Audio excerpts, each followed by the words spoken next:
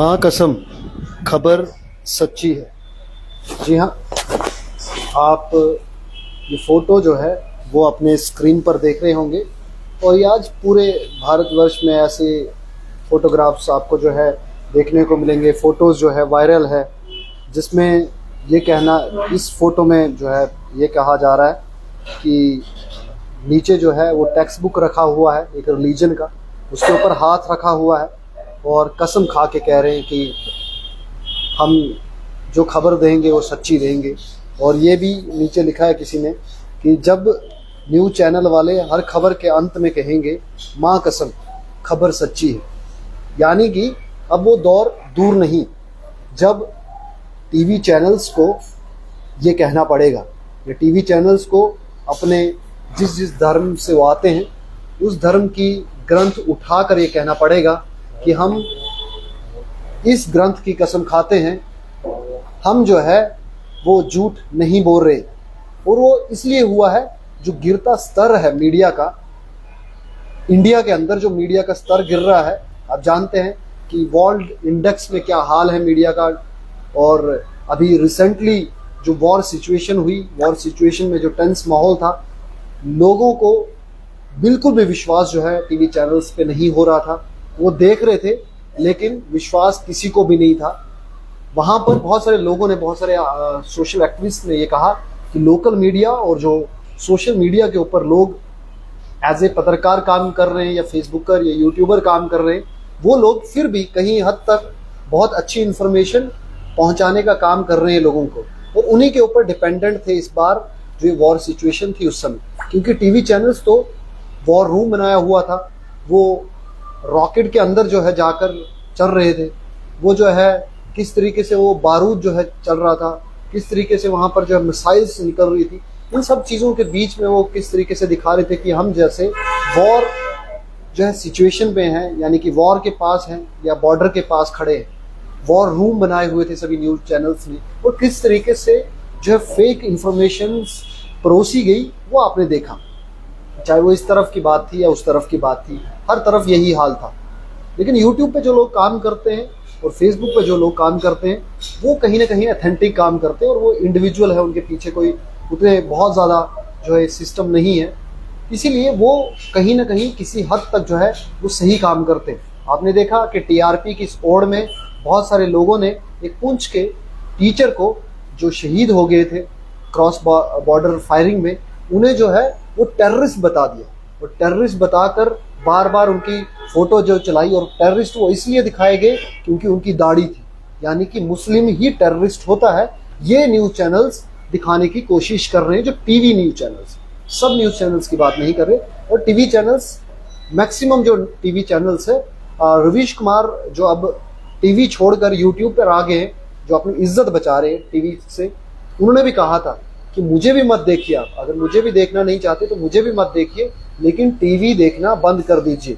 TV एक cancer की तरह है जिसे बहुत सारे लोगों ने अवॉइड कर दिया है, लेकिन अब वो टीवी चैनल जो है वो यूट्यूब और फेसबुक के ऊपर भी आ गया है।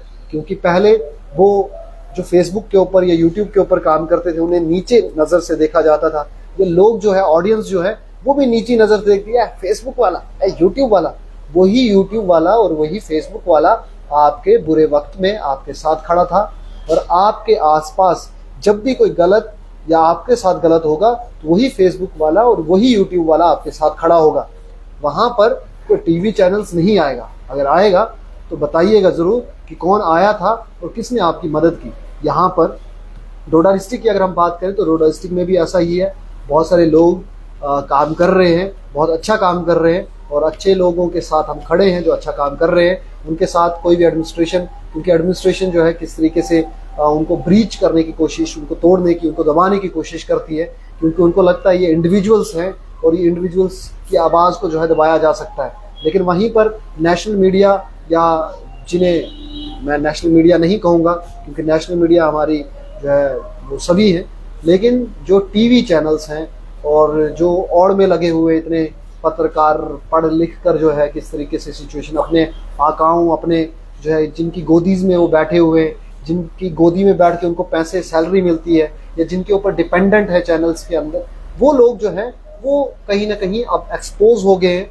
लोग अब लिख रहे हैं, टीवी चैनल्स को देखना बंद कर दिया है। आप जानते हैं कि कितने सारे लोग जो हैं वो, जब फार्मर प्रोटेस्ट था उस समय किस तरीके का टीवी चैनल्स ने कहा कि ये फार्मर्स नहीं, ये प्रोपोगंडा है, ये फार्मर्स नहीं, ये बाहर के टेररिस्ट हैं, आतंकवादी है, खालिस्तानी है।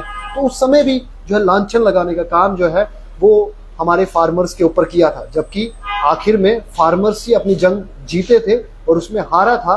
तो वही टीवी चैनल्स, वही गोदी मीडियाज जो उस समय चिल्ला चिल्ला के अपनी आईडीज छुपा कर, क्योंकि आईडी लेकर नहीं जा सकते थे, क्योंकि वहां पर उनको मार पड़ती थी और उनको हरासमेंट सामने करनी पड़ती थी। उनको बाहर लिखा हुआ था कि कुत्तों को और मीडिया, यानी कि जो गोदी मीडिया है उनको एंट्री नहीं है, सोशल मीडिया को एंट्री है। सोशल मीडिया से कोई भी है वो आ सकता है। और वही समय ऐसा था जब सोशल मीडिया को ज़्यादा एम्पावर मिला, सोशल मीडिया को ज़्यादा लोग देखने लगे, ज़्यादा ऑथेंटिक समझने लगे। सोशल मीडिया पे जो लोग एज ए पत्रकार काम कर रहे हैं, एज ए जर्नलिस्ट काम कर रहे हैं, उनको लोगों ने देखना शुरू किया, ना कि वो गोदी मीडियाज को जो बिके हुए थे। और उसी के बाद आज जब वॉर सिचुएशन हुई, इस समय जब सवाल दागने चाहिए सरकार के ऊपर, यानी कि वॉर के समय नहीं, वॉर के बाद सरकार से सवाल पूछने चाहिए थे कि आप तो कह रहे थे कि हम पीओजे लेकर आएंगे, आप तो कह रहे थे कि हम ये कर देंगे, आप तो कह रहे थे वो कर देंगे, लेकिन आखिरकार हुआ क्या? और अगर नहीं हो, सवाल होने चाहिए थे। सवाल जैसे शुभंकर मिश्रा अपने यूट्यूब चैनल, उन्होंने भी न्यूज़ चैनल छोड़ के आए हैं, उनका नाम नहीं लेना चाहूँगा किस न्यूज़ चैनल में वो काम करते थे। उन्होंने 2-3 न्यूज़ चैनल में काम करते थे, वो भी बहुत ब्रांडिंग न्यूज़ चैनल्स में। उनको छोड़ के जो है उन्होंने अपना यूट्यूब चैनल न्यूज़ क्लिक करके जो है वो यूट्यूब चैनल पे काम कर रहे हैं, और अपने शुभंकर मिश्रा यूट्यूब चैनल पे काम कर रहे हैं और लोग उनको देख रहे हैं। रवीश कुमार जो है अपने यूट्यूब चैनल पर है, और भी ऐसे अनगिनत नाम हैं जो टीवी चैनल्स को छोड़कर उन्हें मालूम पड़ गया है कि टीवी चैनल्स यानी कि गोदी मीडिया अब एक्सपोज हो गई है। अब वो दिन दूर नहीं है जब उनको कसम खानी पड़ेगी, कहना पड़ेगा कि मम्मी की कसम ये खबर सच्ची है, और मैं इस ग्रंथ की कसम खाता हूँ ये खबर सच्ची है। यानी कि खबर को ऑथेंटिक बनाने के लिए कसम खानी पड़ेगी, तब भी लोग उनकी बात पर यकीन नहीं करेंगे।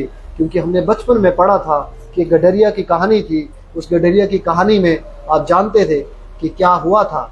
वहाँ पर डेली गडरिया चलाता था कि मेरी बकरियों को खाने भेड़िया आ गया, भेड़िया आ गया। और जिस दिन सच में भेड़िया आया तो उस दिन लोग नहीं आए, क्योंकि विश्वास टूट चुका था। और वही विश्वास टीवी चैनल्स यानी कि गोदी मीडियाज से भी लोगों का अब धीरे धीरे खत्म होते जा रहा है। अब वो दिन दूर नहीं जब वो कहेंगे मम्मी की कसम ये खबर बिल्कुल सच्ची है।